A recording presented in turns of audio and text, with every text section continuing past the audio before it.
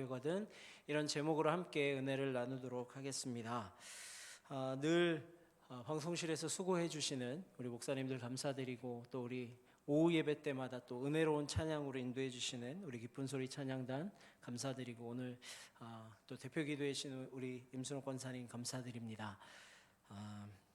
함께 예배하는 저와 여러분들에게 하나님께서 특별히 주시는 은혜가 넘쳐나기를 소원합니다.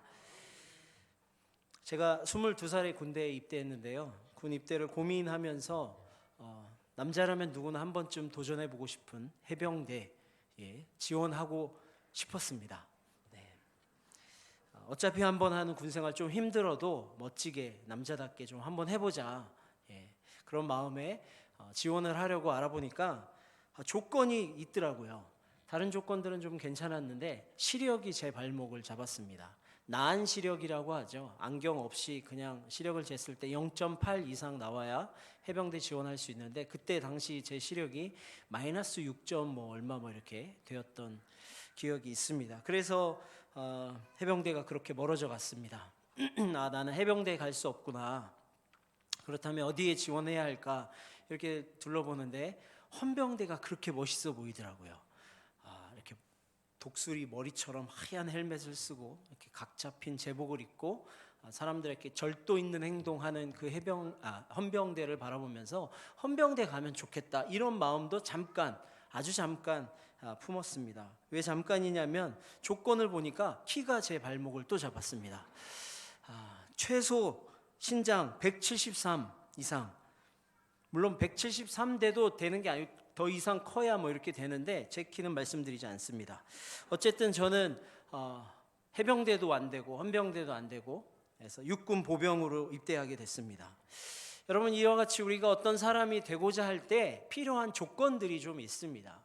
우리 수험생들이 대학에 진학하려면 입시 조건을 잘 갖추고 있어야 대학생이 될 수 있고, 취준생들이 직장에 들어가려면 이 입사 조건을 충족하고 있어야 합니다. 요즘 주변에서 결혼하려고 결혼정보회사 이런 데 이렇게 가입하는 사람들 보니까 조건이 이만저만 까다로운 게 아니에요.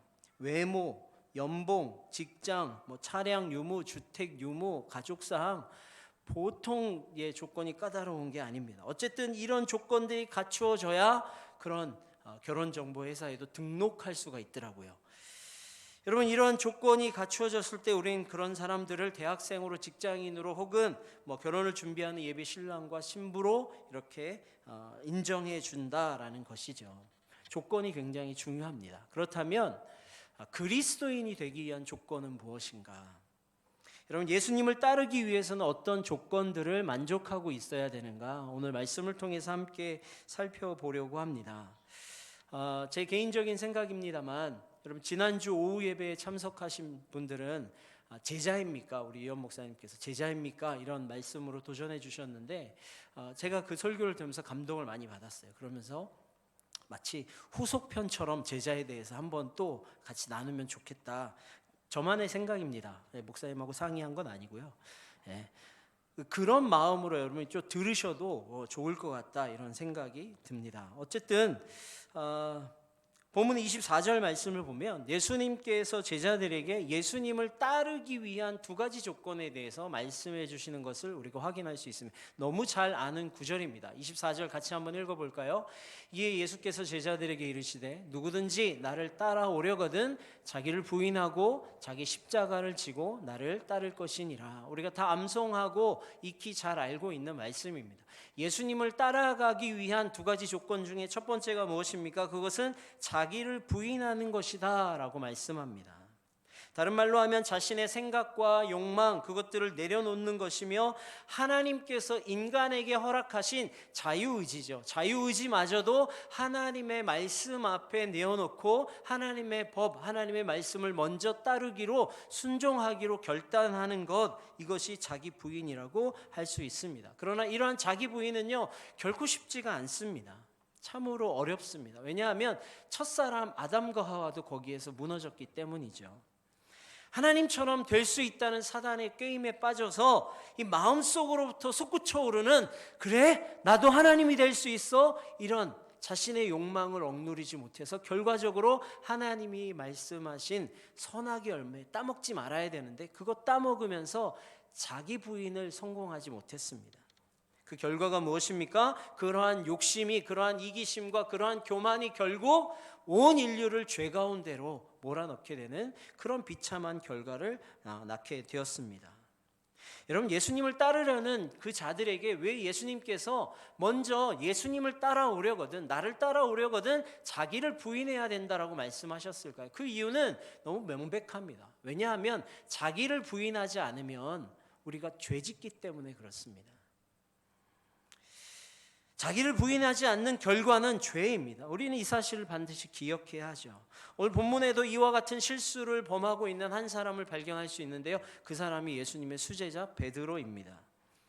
배경은 이렇습니다. 우리가 13절 이하 앞에서 살펴보지 않았지만 그 이하의 말씀에 보면 예수님께서 제자들을 불러놓고 사람들이 나를 누구라고 하느냐, 사람들이 나를 가리켜서 누구라고 하니 이렇게 물어봅니다. 뭐 엘리야라고도 하고 요한이라고도 하고 여러 가지 이야기 대답하다가 베드로에게 묻고 베드로가 대답합니다. 너무 유명한 말씀입니다. 시몬 베드로가 대답하여 이르되 주는 그리스도시요 살아계신 하나님의 아들이십니다. 여러분, 이 대답은 100점짜리 대답이에요. 100점짜리. 맞죠? 주님은 그리스도십니다. 할렐루야. 그리고 우리 주님은요, 살아계신 하나님의 아들이십니다. 예수님께서 이 대답을 듣고 흡족해 하셨어요. 흡족해 하셨어요. 야, 잘 대답했다. 예수님께서 이렇게 말씀하시죠. 바요나 시몬아, 내가 복이 있도다. 이를 내게 알게 하니는 혈육이 아니요 하늘에 계신 내 아버지시니라. 그러면서 이 말씀뿐만 아니라 베드로에게 막 축복을 해주시는데 이렇게 말씀하세요. 18절 19절에 보면 또 내가 내게 이르노니 너는 베드로라. 내가 이 반석 위에 내 교회를 세우리니 음부의 권세가 이기지 못하리라. 내가 천국 열쇠를 내게 주리니 내가 땅에서 무엇이든지 매면 하늘에서도 매일 것이요 내가 땅에서 무엇이든지 풀면 하늘에서도 풀리리라. 이런 약속의 말씀을 베드로의 고백 위에 쌓아서 덤으로 주시는 거예요. 여러분, 대답 한번 잘했더니 엄청난 축복을 받습니다. 주는 그리스도십니다. 살아계신 하나님의 아들이십니다. 이 고백을 드렸더니 베드로에게 야, 너의 고백 위에, 네 위에 반석 위에, 그 반석 위에 교회를 세울 거야. 이 약속을 주시죠. 음부의 권세가 너를 이기지 못할 거야 말씀하시고요. 나아가 천국의 열쇠를 주신다는 거예요. 이 천국의 열쇠가 얼마나 놀라운 일을 하는지요. 여기서 매면 하늘에서도 매이고 여기서 풀면 하늘에서도 풀리는 놀라운 열쇠입니다. 엄청난 축복을 주시는 거죠. 근데 문제는 그 다음에 터진 거예요. 우리가 아는 것처럼 오늘 함께 읽은 본문에 이르러서요, 이 말씀을 마치신 예수님께서 이제 제자들에게 어떤 말씀을 해주시냐면 처음으로 십자가 순환에 대해서 말씀해 주신다는 것이죠. 예수님께서 이 땅에 오셔서 감당해야 할 그 십자가 고난, 십자가 순환에 대해서 나는 큰 박해를 받아서 이제 십자가에 달려 죽게 될 거야. 이 말씀을 제자들에게 선포하십니다. 그때 베드로가 어떻게 반응하느냐, 이 반응이 놀랍습니다. 먼저 예수님의 말씀부터 볼까요? 21절에 이때로부터 예수 그리스도께서 자기가 예루살렘에 올라가 장로들과 대제사장들과 서기관들에게 많은 고난을 받고 죽임을 당하고 제3일에 살아나야 할 것을 제자들에게 비로소 나타내시니 이렇게 말씀하십니다. 이 말씀을 들은 이 베드로가 반박하는 거죠. 22절 말씀 우리 같이 한번 읽어볼까요? 22절 네, 시작. 베드로가 예수를 붙들고 항변하여 이르되 주여 그리 마옵소서 이 일이 결코 주께 미치지 아니하리이다. 베드로가 예수님을 붙잡고 항변했다라고 표현하고 있습니다. 오늘 개역개정에서는 항변하다 이렇게 표현했는데요, 이 항변하다의 원래 뜻은 비난하다 혹은 꾸짖다 혹은 견책하다 이런 뜻을 가지고 있습니다. 그러니까 한마디로 하면 베드로가 예수님을 혼내는 거예요. 무슨 그런 말을 하냐고, 무슨 그런 말을 하냐고 막 이렇게. 그래서 세번역 성경에서는 이 22절을 다음과 같이 번역하고 있습니다. 이에 베드로가 예수를 따로 붙들고 주님 안 됩니다, 절대로 이런 일이 주님께 일어나서는 안 됩니다 하고 말하면서 예수께 대들었다 이렇게 번역하고 있습니다. 그러니까 핏대를 세워서 예수님 앞에 말하는 거예요. 이런 베드로가 이 말이요, 막 겸손한 마음으로 애통한 마음으로 주님 돌아가실 수 없어요. 아, 그러면 안 되죠. 그럼 우리는 어떻게 하라고요? 이렇게 하는 게 아니에요. 지금 예수님의 생각보다 자기 생각이 더 앞서고 있는 거예요. 자기 생각이 더 앞서서 예수님을 꾸짖고 화를 내면서 그런 일은 절대 일어나서는 안 된다고. 절대 일어나지 않습니다. 나아가 하나님께서도 그런 일을 허락하지 않으실 거라고 지금 엄하게 명하고 있는 것이죠. 여러분, 베드로가 지금 뭐 하고 있는 겁니까? 자신의 생각이 담긴 이 베드로 복음을 선포하고 있는 거예요. 내가 복음 이거. 예수님 앞에서 자기 생각을 지금 더 앞세우고 있는 겁니다. 예수님이 왜 이 땅 가운데 오셨습니까? 예수님은요, 인류를 구원하시기 위해 오셨습니다. 이를 위해서 예수님은 십자가 고난 당하셔야 합니다. 십자가에 달리셔야 하고 죽으셔야 하고 죽음을 이기고 부활하시고 승천하셔야 온 인류의 죄를 대신하셔서 그 죄를 감당하실 수 있다라는, 이것이 예수님이 이 땅에 오신 목적이에요. 그런데 베드로는 지금 이 메시아이신 예수님께서 해야 할 일, 그것들 하지 말고 대신에 자기가 원하는 것 해달라라고 지금 예수님께 요청하고 있다라는 것이죠. 이에 대한 예수님의 대답, 우리가 잘 아는 말씀입니다. 23절, 예수께서 돌이키시며 베드로에게 이르시되 사탄아, 내 뒤로 물러가라. 너는 나를 넘어뜨리게 하는 자로다. 내가 하나님의 일을 생각하지 아니하고 도리어 사람의 일을 생각하는도다 하시고. 여러분, 이 베드로의 모습을 잘 묵상하면서 우리가 배울 수 있는 교훈이 무엇입니까? 자기를 부인하는 이 일이요. 예수님을 따라가려면 자기를 부인해야 한다고 말씀하셨는데, 이 자기 부인은 한순간도 긴장을 놓칠 수 없는 그런 영적인 싸움이라는 사실이에요. 불과 조금 전에 예수님 앞에 놀라운 고백을 하고 그 고백으로 엄청난 칭찬을 받았던 베드로입니다. 잘했다 잘했다 이렇게. 근데 잠깐 순간 마음을 놔버리니까 어떻습니까? 예수님 앞에 어떤 말 됐습니까? 사탄아, 내 뒤로 물러가라. 너는 나를 넘어뜨리게 하는 자다라고 예수님 앞에 책망을 받는다는 사실 우리가 기억해야 합니다. 여러분, 우리가 예수님을 따르기 위해서 우리는 늘 긴장하고 있어야 돼요. 왜요? 내 안에 있는 내가 언제 불쑥 튀어나올지 모르기 때문에 그래요. 하나님께서 우리에게 자유의지로 주신 이것이요, 내 자아가 어느 순간 예수님을 앞지르고 하나님을 앞지르고 우리 안에서 불쑥 튀어나올지 모르기 때문에 그렇습니다. 우리가 하나님 앞에서 자기를 부인하지 않고 여전히 자신의 생각, 자신의 욕망을 붙들고 있는 것, 이것은 죄로 연결된다는 사실을 우리가 잊어서는 안 됩니다. 그것은 주님의 뒤를 따라가는 것이 아니라 오히려 주님을 방해하는 일이라는 것이죠. 사랑하는 성도님 여러분, 여러분 예수님 믿으시죠? 예수님 따라가십니까? 예, 저도 그렇게 온전히 따르기를 소망합니다. 그런데 아직도 우리가 주님을 따른다고 말하면서도 우리의 생각 내려놓지 못하고 우리의 욕망 내려놓지 못하고 여전히 이기적으로 살고 있다면 그것은 문제입니다. 그런데 주위를 둘러보면 많은 그리스도인들이, 물론 저를 포함해서 많은 그리스도인들이 주님 따른다고 고백하면서 여전히 자기 생각 내려놓지 못한다라는 것이 문제라는 거예요. 인간이기에 어쩔 수 없잖아. 우린 연약하니까 어쩔 수 없잖아. 때로 나만 그러는 거 아니잖아. 이러면서 우리의 이기심을 막 드러냅니다. 여러분, 그것은 주님께서 말씀하시는 길이 아니에요. 우리가 정말 주님을 사랑한다면, 그래서 정말 주님이 말씀하신 그 길이죠. 주님을 따라가는 길, 비록 그 길이 좁고 협착한 길이라 할지라도 내가 그 길 따라가기를 소원한다면 먼저 자기 자신을 부인하는 일이 선행되어야 한다는 사실을 우리는 잊어서는 안 됩니다. 사랑하는 성도님 여러분, 이 시간에 우리가 주님 따라가기를 소망한다면 우리 자기를 부인하는 일이 저와 여러분에게 일어나기를 주의 이름으로 축복합니다. 그렇게 결단하시는 우리가 되기를 다시 한번 축복드립니다. 예수님께서 말씀하신 예수님을 따르는 조건 두 번째 무엇입니까? 그것은 십자가를 지는 거예요. 다시 한번 24절 말씀 함께 읽겠습니다. 시작. 이에 예수께서 제자들에게 이르시되 누구든지 나를 따라오려거든 자기를 부인하고 자기 십자가를 지고 나를 따를 것이니라.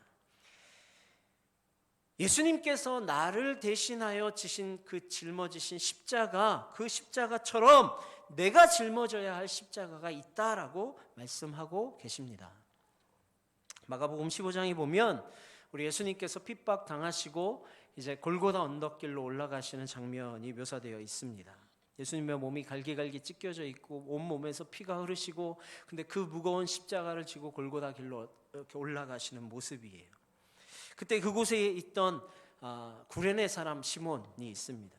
알렉산더와 루포의 아버지로 소개되는 이 시몬이 그 구경하러 그 자리에 왔다라는 거죠. 근데 그 자리에서 구경하고 있는데 예수님이 온전하게 걸어가지를 못하니까 로마 병사의 지목에 의해서 이 구레네 사람 시몬이 예수님을 대신하여 십자가를 짊어지고 그 언덕에 올라가게 되었다라는 거예요. 그 장면을 마가복음 15장 21절은 이렇게 기록합니다. 마침 알렉산더와 루포의 아버지인 구레네 사람 시몬이 시골로부터 와서 지나가는데 그들이 그를 억지로 같이 가게 하여 예수의 십자가를 지우고, 이렇게 말씀합니다. 구레네 사람 시몬이, 이 시몬이 짊어진 십자가는 억지로 짊어진 십자가였어요. 억지로. 의도하지 않았습니다. 이게 무슨 일이야? 무슨 일이라는 거, 구경하러 갔는데 갑자기 지목을 받았고 그리고 나서 그 십자가를 짊어지게 되었다라는 거죠. 전혀 의도하지 않은 십자가입니다. 그런데 비록 억지로 짊어진 십자가였지만 그가 예수님의 십자가를 짊어질 때 그에게 얼마나 놀라운 큰 은혜와 큰 축복이 넘쳐났는지 우리가 모릅니다. 성경은 그것을 말씀하고 있다는 거예요. 먼저 그는요, 하나님의 온전한 도구로 선택받을 수 있었습니다. 여러분 한번 상상해 보시기 바라요. 예수님께서 오르신 그 골고다 길에 얼마나 많은 사람들이 모여 있었겠습니까? 당시는 6월절의 대명절이죠.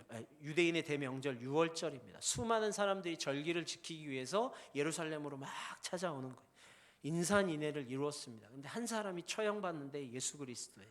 그 좁은 예루살렘 길 골목골목을 지나서 골고다 언덕을 올라가는데 이리 쓰러지고 저리 쓰러지고 그 모습을 보면서 힐난하는 사람들, 비난하는 사람들, 무슨 일이야 궁금해하는 사람들이, 수많은 사람들이 몰려 있습니다. 그런데 그 많은 사람들 중에서 예수님의 십자가를 대신 짊어진 사람은 단 한 사람밖에 없다라는 거예요.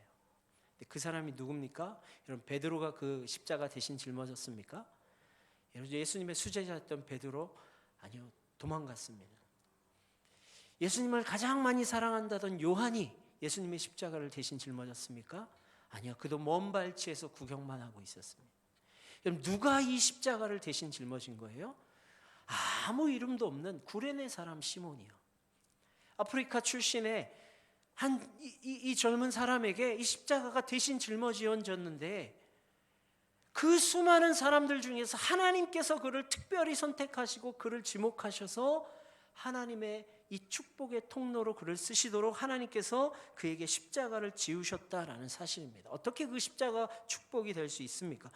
구레네 사람 시몬의 입장에서 생각해 보면 먼저 그 십자가는 고통이었고 아픔이었고 더 말하면 재수 없는 일이었을지 모릅니다. 내가 이거 왜 지어야 돼? 무슨 이유 때문에? 아무도 상관없는데 왜 이거 짊어져야 돼? 이런 생각했을지 모릅니다. 불쾌한 일이고요, 꺼름직한 일이 되었을 것입니다. 그러면서 억지로 짊어졌다라고 성경이 표현하는 것이죠. 그런데요, 여러분, 그의 남은 평생에 있어서, 아니 그의 전생을 통틀어서 아마도 가장 영화로운 날, 가장 영광스러운 한 날을 꼽으라면 이 구레네 사람 시몬은 바로 이날 예수님의 십자가를 대신 짊어졌던 날이라고 꼽을 수 있을 것입니다. 왜냐하면 예수님이 그렇게 달려 돌아가시는 것을 그가 바라본 거예요. 골고다 언덕에 올라가서 예수님이 못 박히셨습니다. 돌아가셨습니다. 그리고 나서 며칠이 지났는데 무슨 소문이 나는 거예요? 그 죽은 예수님이 부활하셨다는 소문이 막 들리기 시작하는 거예요. 아니, 내가 짊어진 그 예수 그리스도, 그분이 다시 살아나셨다고? 죄와 사망을 이기고 그분이 부활하셨다고? 여러분, 40일 후에 무슨 소문이 또 납니까? 그분이 하늘로 올라가셨다고? 승천하셨다고? 뭐 이런 소문이 막 나는 거예요. 시몬이의 마음이 어땠을까요, 여러분? 그런 소문이 막 들릴 때마다 우와, 진짜? 그분이 그러셨대? 흥분되지 않았겠습니까? 놀랐을 거예요. 근데 어떤 소문이 납니까? 그분이 바로 구약에서 말씀하셨던 메시아래, 메시아. 이 땅을 구원하시기 위해서 이 땅 가운데 오신 메시아라는 소문을 막 듣기 시작하는 거예요. 와, 내가 메시아의 십자가를 졌다고? 여러분, 그거보다 영광스러운 일이 어디 있겠어요? 아마 이 시몬의 입장에서 보면 그 무거운 십자가를 짊어지면서 그 몸에 상처를 입었을지도 몰라요. 그 피 흘리시는 예수님을 옆에 같이 데리고 가면서 예수님의 피가 온몸에 튀어서 자신의 옷도 더럽혀졌는지 모르겠어요. 그걸 바라보면서 왜 내가 이거 하는지 몰라, 이렇게 고백했을지 모르지만 나중에 시간이 흐르고 하나님의 그 놀라운 기적들이 일어나는 것을 바라보면서 여러분, 자신의 몸에 난 이 상처가요 흔적이 되는 거예요. 무슨 흔적? 예수의 흔적이 되는 거예요. 스티그마가 되는 거예요. 자신의 몸에 묻었던 예수의 피가요, 영광스러운 자랑거리가 되는 거예요. 놀랍지 않습니까? 여러분, 근데 이 구레네 사람 시몬이 짊어진 십자가는 어떤 십자가라고 말씀드렸어요? 억지로 짊어진 십자가라는 거예요. 억지로라도 예수님이 허락하신, 하나님이 허락하신 십자가 지면 이런 영광을 받게 되는데, 오늘 본문에서 말씀하시는 네가 나를 쫓아오려거든 자기 십자가를 지고 나를 쫓아라라고 말씀하시는 십자가는 억지로 짊어지는 십자가가 아니에요. 그 정도 수준의 십자가가 아니에요, 여러분. 우리 주님께서 말씀하시는 십자가는요, 기쁨으로 기꺼이 즐거워하며 짊어지는 십자가임을 여러분 믿으시기 바랍니다. 억지로 짊어지는 십자가가 아니에요.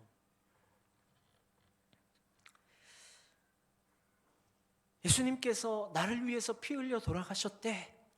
그 놀라운 은혜와 그 감격 때문에 주님을 사랑하는 마음으로 그 주님과의 관계 속에서 주님, 제가 기꺼이 짊어지죠. 주님 너무 사랑하니까요. 주님 너무 좋거든요. 제가 이러한 고난 주님 위해서라면 기꺼이 받겠습니다라고 고백하며 짊어지는 십자가가 오늘 본문에 말씀하고 있는 십자가예요. 어떤 목사님께서 설교 가운데 이런 말씀을 하시더라고요. 한 분이 찾아오셔서 목사님께 이런 상담처럼 이런 말씀을 하셨대요. 목사님, 저에게는요 제 아내가 큰 십자가예요. 이렇게 고백하셨대요.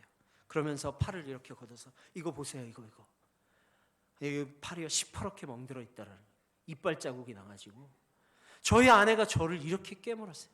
목사님, 정말 저희 아내가 저에게 큰 십자가입니다. 제 얘기가 아닙니다. 오해하지 마십시오. 큰 십자가입니다. 이렇게 고백하더라는 거예요. 근데 목사님이 이렇게 말씀하시는 거예요. 아내가 팔뚝을 물어뜯을 정도로 성격이 거칠어도 아내가 십자가가 아닙니다. 팔뚝을 물어뜯는 아내를 여전히 사랑하라고 말씀하시는 주님의 말씀이 십자가가 되어야 합니다. 여러분, 이 말씀이 잘 이해가 되십니까? 기억하셔야 돼요. 우리가 당하는 환난과 어려움, 고난 이런 것들이요, 당면한 문제들, 이것들이 십자가가 아니라는 거예요. 그 속에서 우리가 놓치지 않고 우리의 십자가로 붙들어야 하는 것은 우리 주님의 말씀, 우리 하나님의 말씀에 순종하기 위한 그 애씀, 그것이 우리에게 십자가가 된다는 사실을 여러분 기억하시기 바랍니다. 우리가 짊어져야 하는 십자가는요, 예수님의 말씀에 순종하는 것이지 그저 조금의 고난 그거 견디고 그거 참는 그게 아니라는 거예요. 진짜 십자가는 주님의 말씀에 순종하기 위해서 물어뜯는 아내도 참고 견디는 거지, 순서가 바뀌면 안 되는 거예요. 물어뜯는 아내 이거 참고 견디는 게 저에게는 십자가예요? 아니요. 주님의 말씀 때문에 참고 견뎌야 하는 줄 믿으시기 바랍니다. 여러분, 이게 중요하다는 거예요. 이게 중요하다는 거. 여러분, 진짜 십자가는 그래서 주님의 말씀에 순종하다 보니까 주님과 내가 하나 되는 거예요. 그 말씀 앞에 하나 되는 거고, 결국 예수님이 십자가에 달려 돌아가신 것처럼 나도 십자가에 죽어지는 것, 그게 우리가 짊어져야 할 십자가라는 사실을 우리가 잊어서는 안 되는 거예요. 보네포 목사님이 이렇게 말씀하셨대요. 주님께서 나를 따르라고 부르신 것은 나와 함께 죽자고 초청하신 것이다, 이렇게 고백하셨다는 거예요. 실제로 보네포 목사님 순교하셨는데요, 여러분, 주님께서 저와 여러분을 부르시는 것은 그저 편안한 삶을 얘기하시는 것이 아니라는 거예요. 나와 함께 죽자, 이렇게 초청하시는 거라는 거예요. 우리가 어떻게 죽습니까? 힘들어서 죽는 게 아니요, 말씀에 순종하면서 내가 죽어지는 거예요. 하나님의 말씀 따르려고 하니까 내가 죽어지는 거죠. 그게 내가 짊어져야 할 십자가라는 것이에요. 많은 사람들이 자기를 부인하고 자기 십자가를 지라는 말씀, 이 말씀이 너무 힘들게 여겨지고 이것 때문에 무너지는 것을 바라봅니다. 왜냐하면 이 말씀의 진짜 의미를 발견하지 못하는 거예요.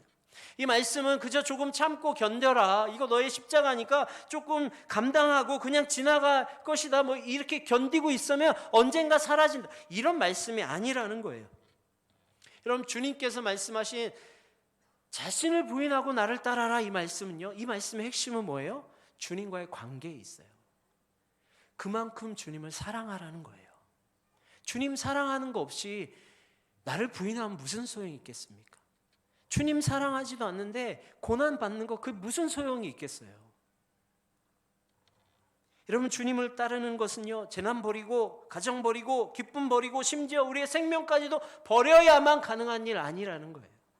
진짜 주님 따르는 것은 우리 영안이 열려서 주님이 너무 좋은 거예요. 그분을 만나고 나니까 예수님이 너무 사랑스러운 거예요.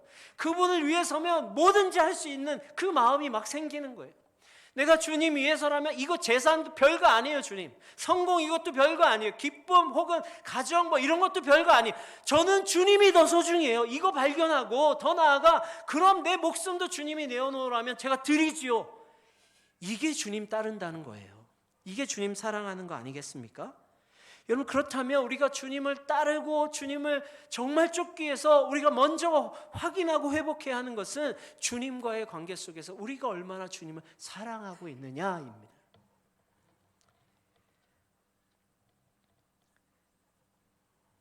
사무엘 리더포드라는 목사님께서 이런 말씀을 하셨는데요. 그리스도인의 십자가는 내가 져본 짐 중에서 가장 달콤한 짐이다. 이것은 마치 새에 달린 날개와 같고 배에 달려있는 독과 같아서 나를 내 목적지에 이르게 한다. 이런 고백을 하셨대요. 주님께서 우리에게 허락하신 십자가는 새의 날개와 같다라는 거예요. 배의 독과 같다라는 거예요. 무슨 말입니까? 여러분, 새가요, 이 몸을 이렇게 날개하기 위해서 필요한 게 뭐예요? 날개죠, 날개. 배가 한 방향으로 나아가도록 하기 위해서 필요한 게 뭐예요? 돛이죠. 이 날개처럼, 이 돛처럼 십자가는요, 우리가 하나님께로 나아갈 수 있는 길을 열어주는 거예요. 그게 십자가의 역할이라는 거예요.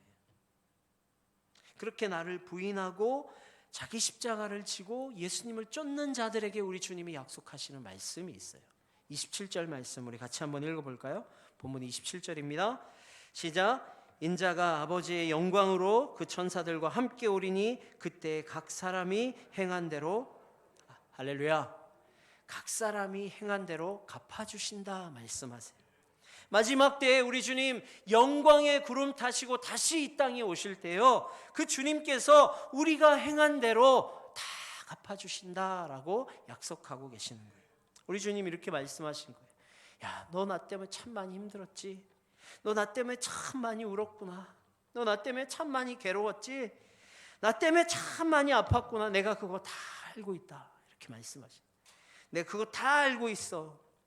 이렇게 말씀하시며 우리가 행한 대로, 우리가 나를 부인하고 내 십자가를 지고 주님을 쫓은 대로 우리를 위로하시고 그 모습 그대로 우리를 회복하시고 그 모습 그대로 갚아주시겠다고 우리 주님 약속하고 계신다라는 거예요. 여러분, 우리가 예수님 쫓지 않으면 뭐 하겠습니까? 혹시 주님 말씀하신 것처럼 세상에서 성공하는 삶을 살지도 모르겠어요. 26절에 사람이 만일 온 천하를 얻고도 제 목숨을 잃으면, 이렇게 말씀하시는데 우리가 온 천하를 얻을지도 모르겠어요. 그런데 주님 없이 온 천하를 얻으면 무슨 소용이 있겠냐라는 거예요. 주님 사랑하고 주님을 쫓아가는데 우리 온 마음과 우리의 온 정성을 쏟아서 주님과의 관계를 회복해서 진정 주님이 원하시고 기뻐하시는 주님을 따라가는 저와 여러분 되어야 한다라는 말씀입니다. 말씀 맺겠습니다. 예수님을 따르는 조건 두 가지에 대해서 말씀드렸습니다. 첫째, 자기를 부인하고, 둘째, 자기 십자가를 지는 것입니다. 이 두 가지 조건이 너무 중요하다라는 거예요. 왜 부인하는 거예요? 왜 자기를 부인하는 거예요? 왜 예수님께서 허락하신 그 십자가를 지고 따라가는 거예요? 왜요? 이유가 뭐라고 말씀드렸습니까? 예수님 사랑하기 때문에라는 거예요. 이 사랑의 진실성, 이거를 우리가 확인해야 된다는 거예요. 이 사랑함 없이 그저 예수님을 따른다고요? 자기 의를 드러내기 위해서요? 내가 참으면 내 인격이 좀 높아지겠지, 좀 멋있는 사람처럼 보이겠지? 아니요, 그것이 아니에요. 그것이 동기가 되어서는 안 돼요. 우리가 주님 사랑하는 마음 때문에 때로 나 자신을 부인하고 때로 내게 허락하신 십자가를 짊어져야 한다라는 것입니다. 그때요, 나는 죽어지고 비로소 예수로 사는 은혜가 나타납니다. 그리고 그 모습 우리 주님이 다 기억하셨다가 마지막 주님 다시 오실 때 갚아주신다 말씀하십니다. 사랑하는 성도님 여러분, 오늘 함께 예배드리는 저와 여러분의 삶 가운데 우리 자신을 부인하는 은혜가 있기를 주의 이름으로 축복합니다. 더 나아가 우리에게 허락하신 십자가, 때로 힘들더라도 때로 고통스럽더라도 주님 사랑하는 마음으로 기꺼이 짊어지는 우리가 되기를 주의 이름으로 축복합니다. 기도하겠습니다. 하나님,